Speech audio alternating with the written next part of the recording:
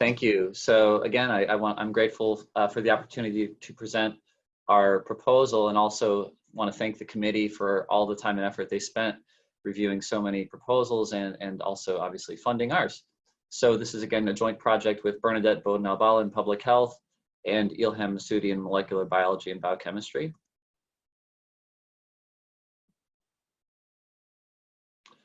To give you a little bit of background, I'll just refer to SARS-CoV-2 as COVID-19 coronavirus pandemic.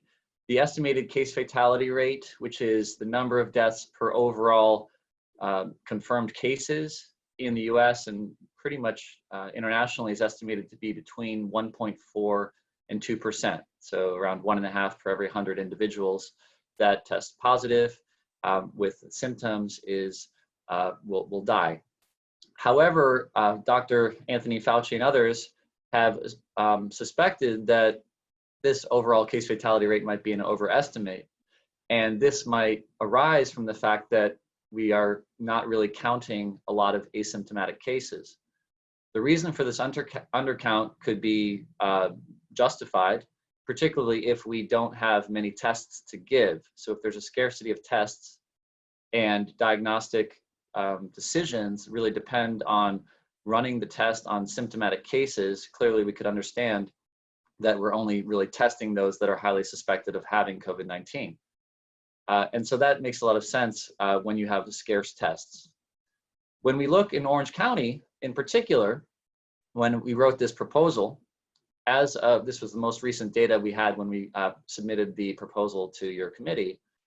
If you look at the median household income of select cities in Orange County, as you go across the columns to cases per population size, what you'll notice is that as of April 1st, the two cities that had the highest number of cases per population were Laguna Beach and Newport Beach. By contrast, some of the cities that had the lowest number of cases per population were the lower income groups, Santa Ana and Westminster. So there could be a real reason why higher income cities had to tended to show more cases. Maybe the wealthier in those two cities had more COVID. It also could be the case, though, if it were consistent with a lot of other things we know about public health and access to healthcare, is that there's an uneven distribution of access to resources, and those that have higher incomes and more ability to get various healthcare could also maybe get more COVID tests. And so we don't really have a sense, at least at that point, whether this difference in caseness across cities arose because of differential availability of testing or more testing for older adults, or if in fact it was truly a difference in the COVID incidence across these cities. So within that context, there is this open question of how do we find uncounted cases? How do we find the asymptomatic? Because this has fundamental implications for public health intervention strategies. If we imagine a very small or low prevalence of COVID, especially in the background population of those who are asymptomatic, we could think about having very targeted these contact tracing efforts that would really focus on the small set of cases. If by contrast, we have a prevalence that's much higher than originally thought, then we might think of other strategies or perhaps geographic targeting of those who are still immunologically naive. So what we propose to do in this pilot is to partner with the Orange County Healthcare Agency to retrieve around 1,500 serum specimens that had been already collected at those clinics. So they're not being collected for the express purpose of being tested by us. So we call them passive collection, bloods that are going to be discarded. And we will then test for COVID-19 antibodies. So this isn't necessarily active symptoms, it's more that they have been exposed to COVID at some point. Orange County Healthcare Agency has relationships with a large set of geographically diverse clinics in the county, of which in those, the population that's being served is much more ethnically diverse than what was initially indicated in the, up until April 1st in the tests in Orange County. They also have lower income individuals that tend to present to these clinics. So the approach is to go to these 8 to 10 clinics and I would randomly sample 4 dates, so there wouldn't be any kind of day of the week effect of people that tend to go into clinics on Tuesday versus Saturdays. And we would get information, or Orange County Healthcare Agency would store information along with these blood specimens on the reason for the visit. So that's kind of the principal complaint, as well as some basic demographics such as age, race, and gender, health insurance type, and zip code of residence. And then with Ilhem Messaoudi here at UCI, we would transport the blood to her lab and she would run a set of tests. What we proposed at the time were Novus Biologicals test kit for antibodies. I think, however, we will be able to do more than use that test kit, because I think we'll be able to have some fresh blood and have a larger volume than initially believed. I don't know if Ilhem is on the line right now. If she is, I'd be happy for her to interject about specifics on the blood samples. Yeah, happy to, Tim. So as Tim indicated, yeah, initially we wanted to use this rapid test from Novus Biological with the caveats that it is a lateral flow and they are using nucleocapsid and the spike protein as their antigen. However, with 150 samples, we thought it would be great to use the lateral flow, which gives us results within 3 to 5 minutes, to do an initial pre-screening and then focus. We know that we're going to get a lot of false positives, but it's a very sensitive assay, so we will not get false negatives. And so after we identify those, then we will focus on all the samples that score positive on the lateral flow, plus a equivalent number of samples that are completely negative by the lateral flow, and then further process those samples to collect plasma and PBMCs. And then that plasma would be subjected to an endpoint titer using the receptor binding domain from the spike protein in order to validate the findings and actually identify the true positives, because in our hands, the RBD domain actually has shown the greatest specificity. And I think that actually is being recapitulated by several platforms now across the nation. So we'll do this 2-step assay. And then the samples that are truly positive, because they'll score positive by both the lateral flow and then they'll score positive on the RBD endpoint titer, we will have PBMCs available from those, and we can actually then look for T-cell responses as well as additional characterization of the immune response. Great. That's all I have, Tim. Great, thank you, Ilhem. So for those of you that, and again, forgive me for not having been able to attend the previous presentations, but in terms of trying to assess background prevalence, specificity is really the name of the game. So you want to ensure that you avoid false positives. So this kind of 2-stage testing, I think, is very important. And so I'm glad Ilhem could, with her capabilities in the lab, further ensure that we have very minimal false positives in this sample. So I want to give you a quick update though, because a lot of the data that I presented by necessity when we put this grant together was in April 1st. Well, lots changed in a month in Orange County. So in April 1st, we had 594 COVID cases, a little under 10,000 total tests. Add a month and 10 days, we now have 3,502 cases in Orange County. Cumulatively, over 50,000 Orange County residents have been tested.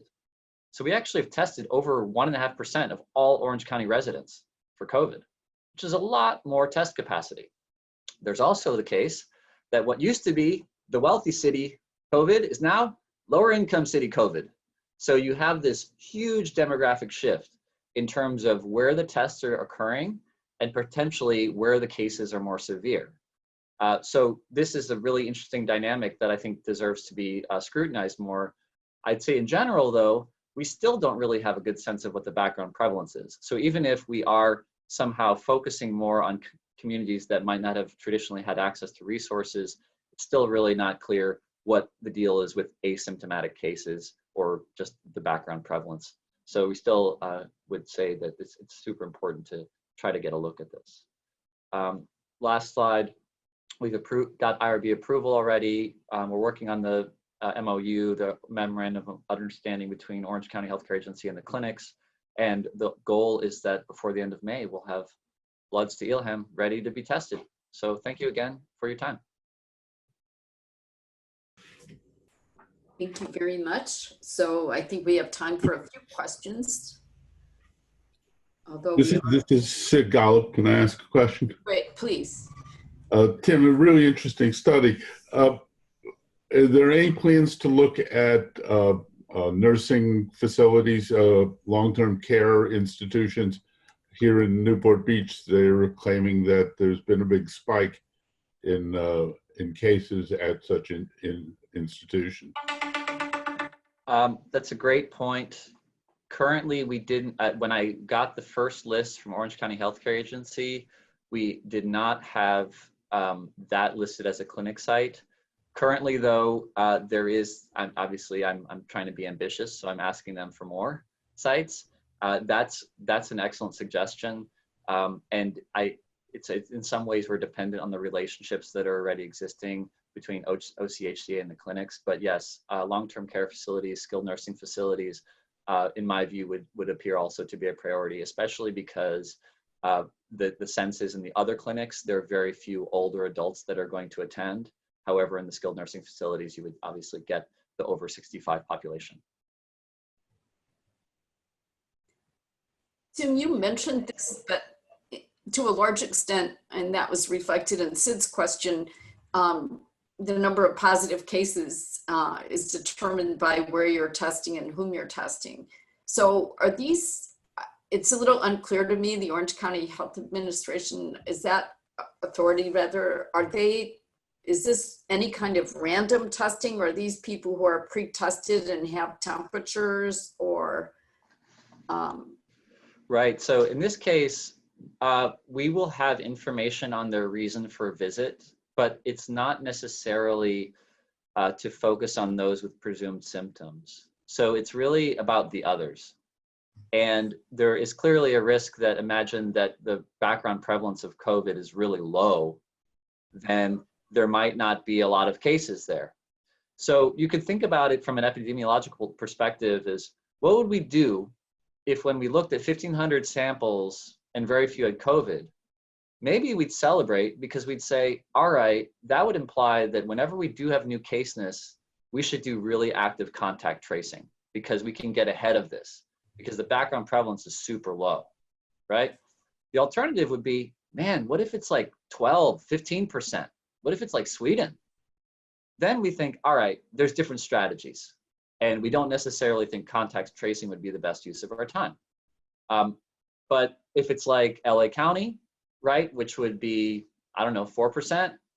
I don't know. If you asked me to be, you know, I'm a betting man, I'd say what would be the background? I'd say we maybe have like 3 to 4%.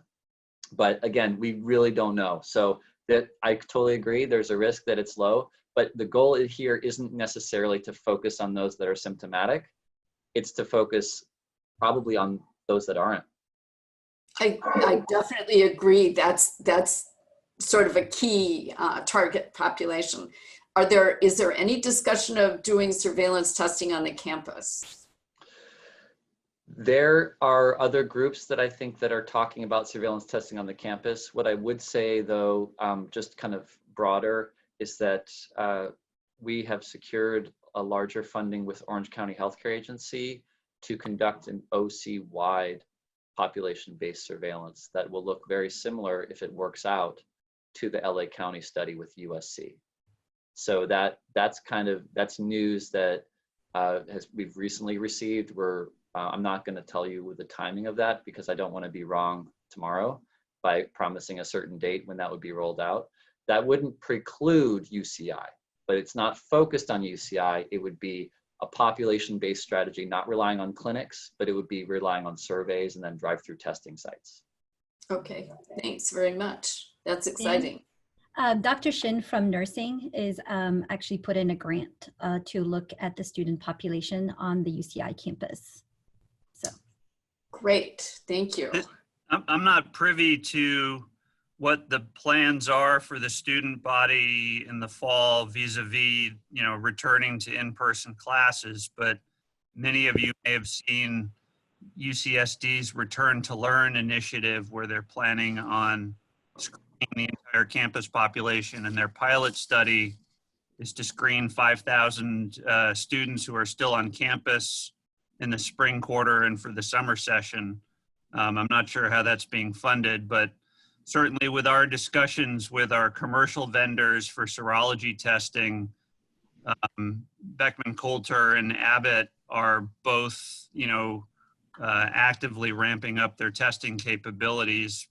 Beckman Coulter was saying they should nationally have capacity for 30 million serology tests a month by mid-June. So we're building capacity as fast as we can in the department here in anticipation of needing to service those kinds of large-scale testing efforts. That's great to hear, Rob. Thank you. I'm doing some work trying to track down how students and postdocs actually do sign up for testing. Tim, this is Dan Cooper. So a really unique population that we can't forget about is the return to public schools. And this represents a potential, I hate to use the word danger, but so far it hasn't been attended to the way it should be. And we're thinking of actually writing some grants, but we'll need your help on doing this because I can tell you that the schools are very willing to participate, but it requires a little bit of extra thought about who gets to go to the school, how we do it. But if we ignore what's going on in schools, I think we risk an opportunity to really learn some critical information about this and its spread. Kids, social distancing in second graders is oxymoronic as it is among adolescents. And I don't know any second grade teacher who, when he or she sees a child fall down and bruise him or herself, wouldn't instinctively go pick up that kid. And 1/3 of our teachers in the public schools are age 60 and above. So these are issues that we really want to address with you. So thanks for your work. Happy to talk after, sure.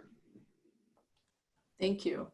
So I'm not sure it applies directly to this group because it probably does not apply to immunologic testing, but keep your eye on the POC-Trend RADx opportunity for point of care testing. So it's likely that ULP will be involved in that review process. And so we may have particular insights with respect to funding under that NIH initiative.